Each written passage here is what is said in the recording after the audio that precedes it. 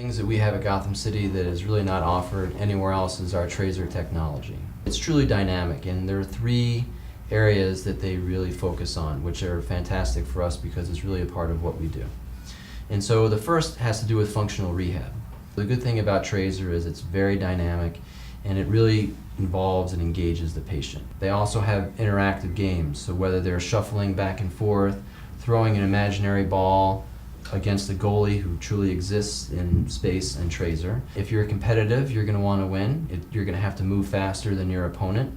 And even though it may seem like a game, you're really using a bunch of different muscle groups.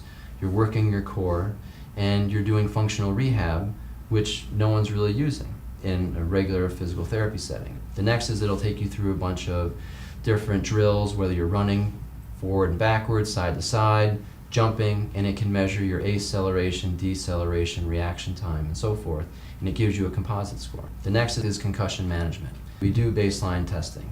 This computer standardizes it. So they standardize your best test, and so by having the baseline Trazer test, we go through rehab, which they have 7 phases of concussion rehab built through Trazer. What we're most concerned about after a patient has a concussion is when are they ready to return to sport. So once someone sustains a concussion, their symptoms return to normal, we then present them with their final Trazer test, and if they're really ready to return to play, then we'll have a score that's very similar to what their baseline was. And if they're not ready, I assure you, I took the test myself, if you don't have all your faculties, you're not going to make it. And so this allows us to simulate a game situation without putting these kids at risk. The reason that's so important is that children's brains, we're talking about 21 and under, are not as developed as an adult, and after they sustain a concussion, they really have to be back to baseline before they go back to contact sports.